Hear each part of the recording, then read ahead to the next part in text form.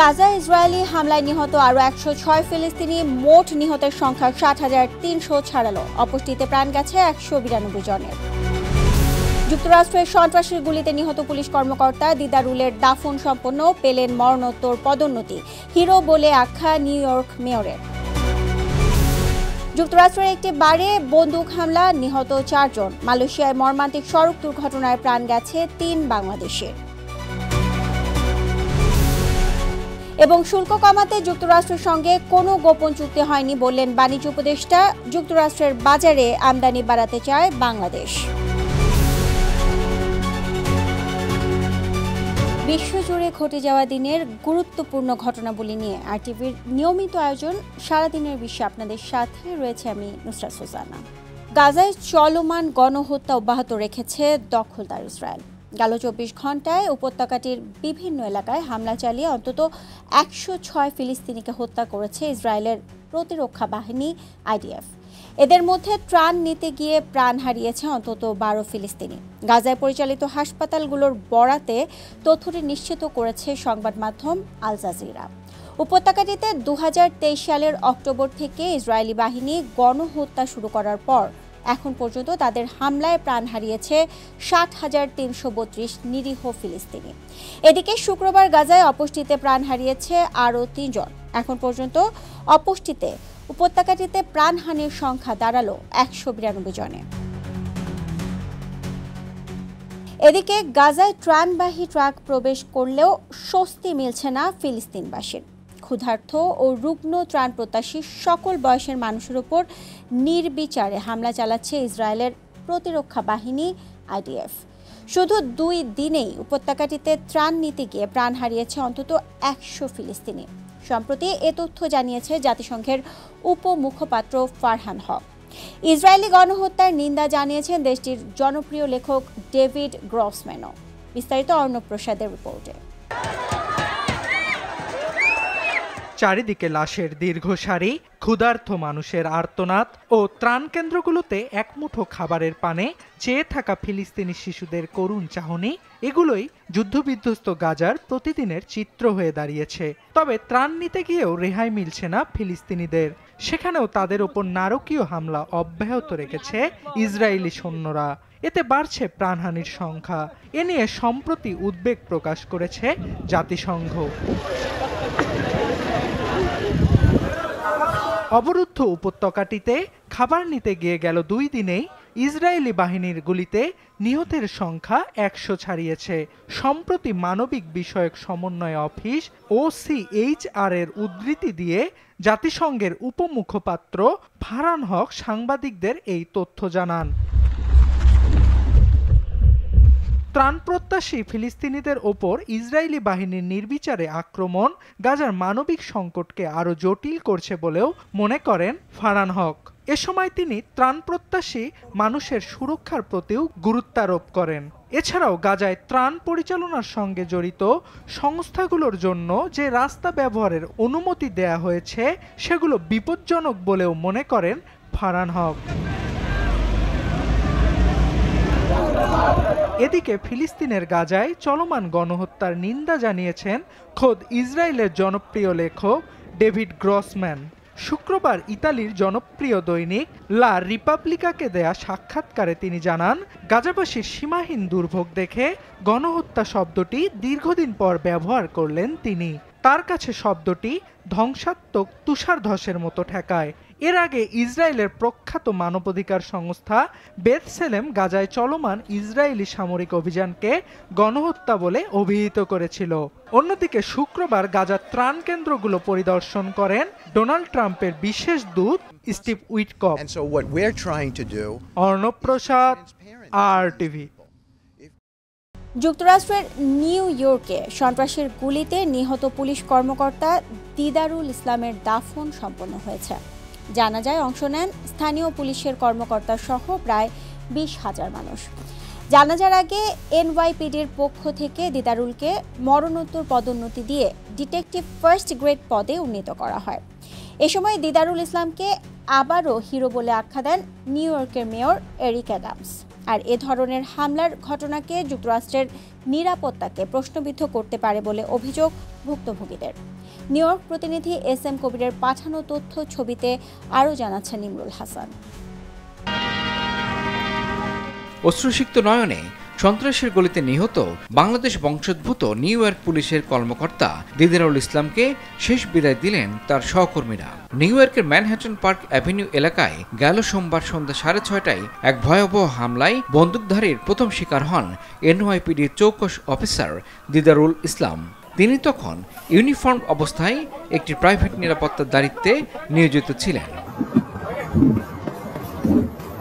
দিদারুল ইসলামের জানাজায় প্রায় 20,000 মানুষ উপস্থিত হন। এ সময় উপস্থিত ছিলেন তার পরিবার সহ নিউ ইয়র্কের মেয়র এরিক অ্যাডামস সহ বিভিন্ন উচ্চ স্তরের কর্মকর্তাবৃন্দ, নিউ ইয়র্ক পুলিশের প্রায় 5,000 সদস্য ও যুক্তরাষ্ট্রে বসবাসরত প্রবাসী বাংলাদেশিরা। এদিকে দিদারুল ইসলামকে মরণোত্তর ফার্স্ট গ্রেড ডিটেকটিভ হিসেবে পদোন্নতি দেওয়া হয়েছে বলে জানায় বাংলাদেশি আমেরিকান পুলিশ অ্যাসোসিয়েশন বাপা। আর এর ফলে দিদারুল ইসলামের পরিবার আরও বেশি ভাতা ও অন্যান্য সুযোগ সুবিধা পাবেন বলে জানিয়েছেন মার্কিন সুপ্রিম কোর্টের রাষ্ট্রের আইন কর্মকর্তা মঈন চৌধুরী। তিনি আরও জানান, এই সমাগম স্মরণকালের বৃহৎ এবং নিউ ইয়র্কে কোনো বাংলাদেশের এত বড় জানাজা আগে কখনো দেখা যায়নি। ইমরুল হাসান, RTV। যুক্তরাষ্ট্রে ফের ঘটেছে বন্দুক হামলার ঘটনা। এবার দেশটির মন্টানা অঙ্গরাজ্যের একটি বারে গুলি চালিয়ে 4 জনকে হত্যা করেছে এক সন্দেহভাজন বন্দুকধারী। শুক্রবার দেশটির অ্যানাকোন্ডা শহরের আউল বারে এ ঘটনা ঘটে বলে প্রতিবেদন প্রকাশ করেছে সংবাদ মাধ্যম আল জাজিরা। সন্দেহভাজন বন্দুকধারীর নাম ও তথ্য প্রকাশ করেছে স্থানীয় পুলিশ। মাইকেল পল ব্রাউন নামের এই সন্দেহভাজন মার্কিন সেনাবাহিনীর সাবেক সদস্য ছিলেন। তাকে গ্রেফতার অভিযান অব্যাহত রেখেছে পুলিশ।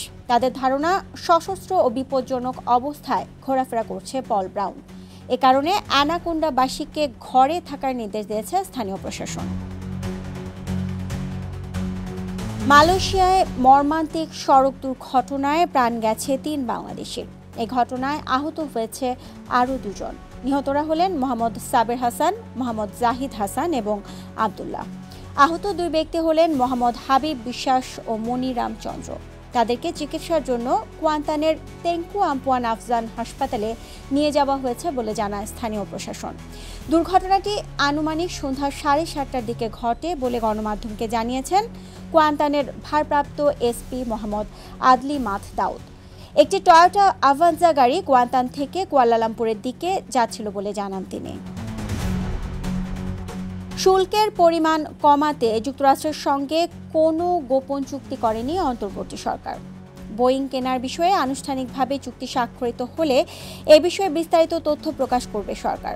সামাজিক যোগাযোগ মাধ্যমে প্রকাশিত এক ভিডিও বার্তায় একথা জানান বাংলাদেশের অন্তর্বর্তী সরকারের বাণিজ্য উপদেষ্টা শেখ বশিরউদ্দিন। বাণিজ্য ঘাটতি কমাতে বাংলাদেশ যুক্তরাষ্ট্রের বাজারে আমদানি বাড়াতে চায় বলেও এ সময় জানান তিনি। পাশাপাশি দেশে বিমানগামী যাত্রীর সংখ্যা বাড়ায় 25টি বোয়িং কেনার সিদ্ধান্ত প্রাসঙ্গিক বলেও মত বশিরউদ্দিনের। এদিকে শুল্ক ইস্যুতে যুক্তরাষ্ট্রের সঙ্গে আলোচনায় বাংলাদেশ কোনো লবিস্ট নিয়োগ করেনি বলে জানিয়েছেন জাতীয় নিরাপত্তা উপদেষ্টা ডক্টর খলিলুর রহমান। আমাদের নিজস্ব স্বার্থ জলাঞ্জলি দেওয়ার কোনো সুযোগই নেই। আর নিজস্ব স্বার্থ জলাঞ্জলি দিলে আমাদের সক্ষমতার ঘাটতি ঘটবে এবং তাতে আমাদের বাণিজ্য চুক্তি করে কোনো লাভ হবে না। কোটিখানিক যাত্রীর একটা মার্কেট আমাদের রয়ে গিয়েছে। সো অতএব 25টা বিমান ওই বিবেচনায় কিছুই না, আমাদের এর থেকে আরো অনেক বেশি কিছু দরকার। মার্কিন প্রেসিডেন্ট ডোনাল্ড ট্রাম্পের শুল্ক ঝড়ে বিশ্ব বাণিজ্য যখন টালমাটাল, তখন দক্ষিণ এশিয়ার 2 বৈরী দেশ ভারত পাকিস্তানে বিপরীতমুখী অবস্থা বিরাজ করছে। নরেন্দ্র মোদীকে বারবার ঘনিষ্ঠ বন্ধু উল্লেখ করলেও ভারতের উপর শুল্ক বাড়ানোর ঘোষণা দিয়েছেন ট্রাম্প।